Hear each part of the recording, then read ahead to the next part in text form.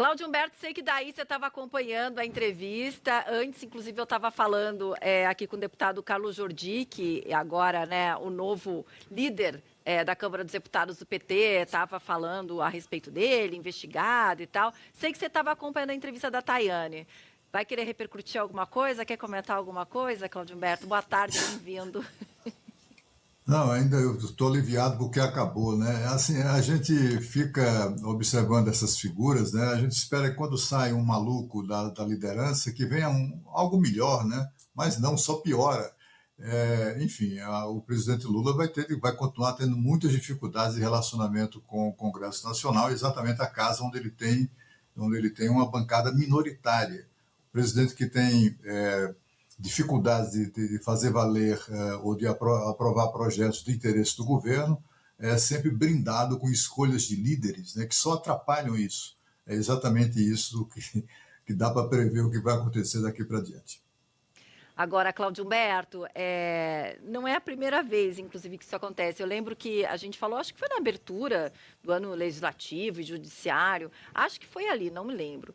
Você chegou a falar, né, que todo mundo falou e não falou nada de concreto, na verdade. O máximo de concreto que teve ali foi uma hora o ministro Fachin, quando ele falou que ia adiante com o novo código de conduta, de ética, enfim, dos ministros do STF, que a relatoria seria da Carmen Lúcia. E naquele dia, inclusive o presidente Lula que discursou, voltando lá para o 8 de janeiro, enfim, democracia, falando que os ministros do STF nunca procuraram protagonismo e tal, ele chegou a falar de pautas contra o feminicídio. No ano passado, a gente teve o ano com o recorde de registro de feminicídio no Brasil, né? A gente teve 4 mulheres sendo mortas por dia aqui no país. É muita gente, é muita coisa. Aí o presidente disse que ia lançar, realmente lançou um pacto do Brasil contra o feminicídio, disse que ia ter uma união de todos os poderes, e ele realmente anunciou essa união, mas confesso que, mais uma vez, eu não vejo nada de prático para acontecer. Uma coisa é você lançar um pacto, enfim, ideias. Mas e na prática, o que vai ser feito? Você também teve essa impressão, Cláudio Humberto?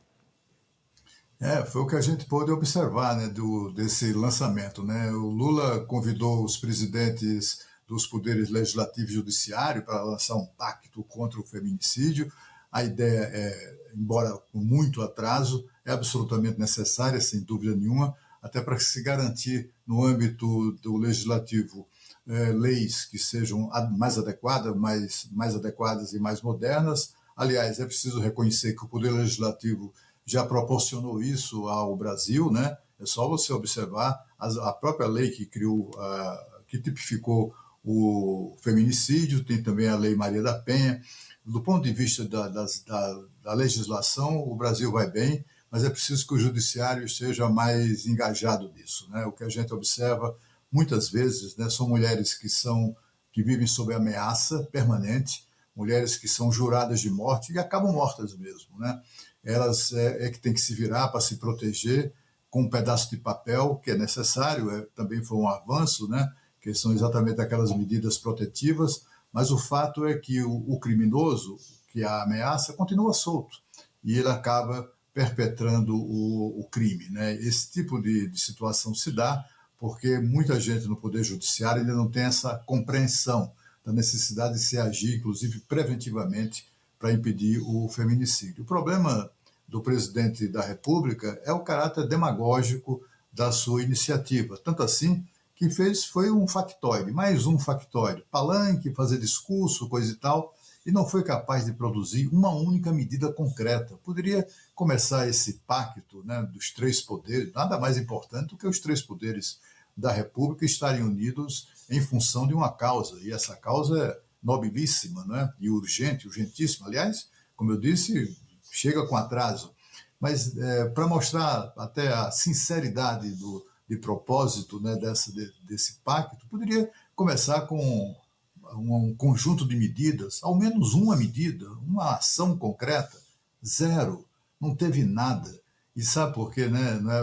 Paulo? Eu estava vendo aqui agora há pouco, no ano de 2025, que acabou de terminar, né? Agora, né? Nós estamos somente há 32 dias, 33 dias depois, 34 dias depois de iniciado o novo ano. Pois bem, no ano de 2025, o governo Lula nem sequer mexeu, ou praticamente não mexeu, nos recursos orçamentários para ações específicas de combate aos crimes contra a mulher, contra crimes de feminicídio. Foram destinados no orçamento de 2025, Paula, 277 milhões de reais na lei orçamentária anual, a LOA, a famosa LOA, né? Exatamente com esse objetivo, por meio, inclusive, de emendas parlamentares e também de programas do Ministério das Mulheres. E aí, no final do ano, em 31 de dezembro até 31 de dezembro, sabe quanto desses 277 milhões foram efetivamente gastos? 8. 8 milhões. Exatamente. Uma ninharia para o tamanho do dinheiro que o povo brasileiro, com seu imposto, colocou à disposição do governo federal para agir, para financiar iniciativas no sentido de combater o feminicídio. E o que a gente tem é um presidente que, para tentar, de alguma maneira, enfrentar esse tipo de crítica, né, que começou, aliás, esse assunto foi revelado, enfim, sobre ele se ocupou uma senadora aqui do Distrito Federal, a senadora Damares Alves. Ela fez esse levantamento e mostrou, né, que simplesmente o governo Lula, em 2025, só usou 8 dos 277 milhões de orçamento milhões de reais que estavam no orçamento para ações de combate à violência contra a mulher, de combate ao feminicídio. E aí o presidente, então, saca esse factoide aí, né? Cria esse factoide, um palanque para fazer discurso, e, novamente, como em todo o ano passado, zero de ações concretas.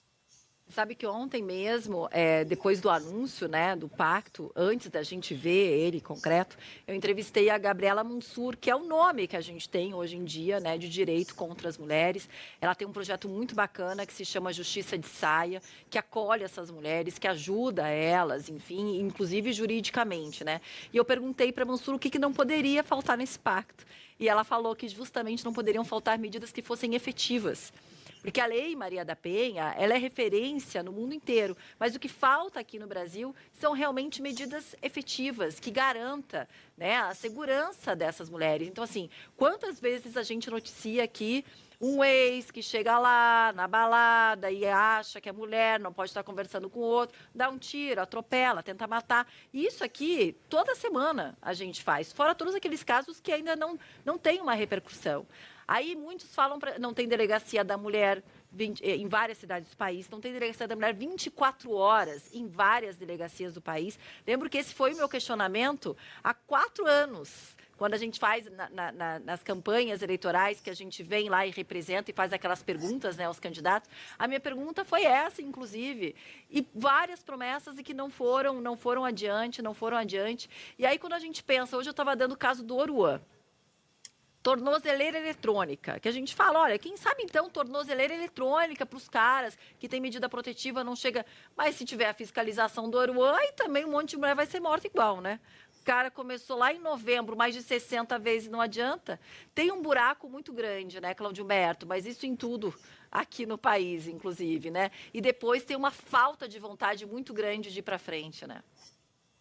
Pois é, esse dinheiro que está no orçamento, quase 280 milhões de reais, teriam sido muito úteis, né, para financiar programas de esclarecimento, de conscientização, também programas efetivos de aparelhar os municípios, inclusive os mais pobres, os mais distantes, para o enfrentamento dessa questão. E o governo federal não gastou, só gastou 8, em quase 280 milhões. Mostra o completo descaso do governo Lula pelo assunto, que agora, o que hoje ele transforma em algo relevante, mas só fica no papo furado, sem nenhuma ação concreta. É uma pena isso, né? E as mulheres continuam vivendo uma situação de risco permanente, né? Aqui em Brasília, a gente está farto de assistir cenas assim tristes, né? Tivemos certa vez aqui, faz algum tempo, algo que foi muito chocante, de uma mulher que com os filhos foi colocada numa dessas casas de acolhimento, num lugar secreto e tal, para ser poupada do ex-marido que a ameaçava de morte. Depois de 3 meses, ela resolve, então, sair do local onde estava com os filhos e foi visitar a irmã, era um sábado. A vida inteira ela visitava a irmã aos sábados. E o camarada sabia disso. Estava à espera e a matou. E aí, assim, ela estava sob proteção do Estado, tinha medida protetiva e não adiantou nada. Outro dia, uma senhora ameaçada com a filha pelo ex-marido, pelo ex-genro, também com medida protetiva, né? Ela liga para a filha e diz: olha, ele está me seguindo. Aí suba no ônibus. Aí ela entra no ônibus. E aí rodou, e o camarada lá dentro do ônibus. Em dado momento, ela teve que descer, desceu. E ele, em plena via pública, a executa com um tiro de espingarda 12 que ele trazia escondida no casaco. De que adiantou a medida protetiva? Né? É. Acho que faltou à autoridade judicial aquela consciência de que o que ele tinha que fazer, além da medida protetiva, é prender esse sujeito. Ele não pode ficar solto alguém que está em condições, ou está na iminência de cometer o crime. O pedaço de papel é necessário, funciona muito, em muitos casos, mas não em todos. É preciso agir nessa direção. É por isso que o pacto é, de uma certa maneira, algo animador, né? Mas quando a gente percebe que é tudo conversa mole, aí entristece de novo. Entristece ainda mais, até porque a mulher, quando ela vai fazer a denúncia, ela já sofreu várias vezes e vários tipos de violência, né, contra ela. Muito triste, muito triste. Por isso que a gente está aqui também para trazer, para ler e para contar para todo mundo o que está funcionando, o que não está funcionando, o que é balela, como você diz, e o que não é, né? Ainda mais porque é ano eleitoral e vira tudo promessa e a gente tem que mostrar. O nosso papel é esse, né? Mostrar de todos os lados o que está andando, o que não está andando, não. Cláudio Humberto, beijo para você, mas tendo você do nosso lado nessa luta também já ajuda. Os homens têm que vir juntos nessa Tamo luta. junto. É isso aí. Até amanhã. Bom trabalho. Tchau. Obrigada. Agora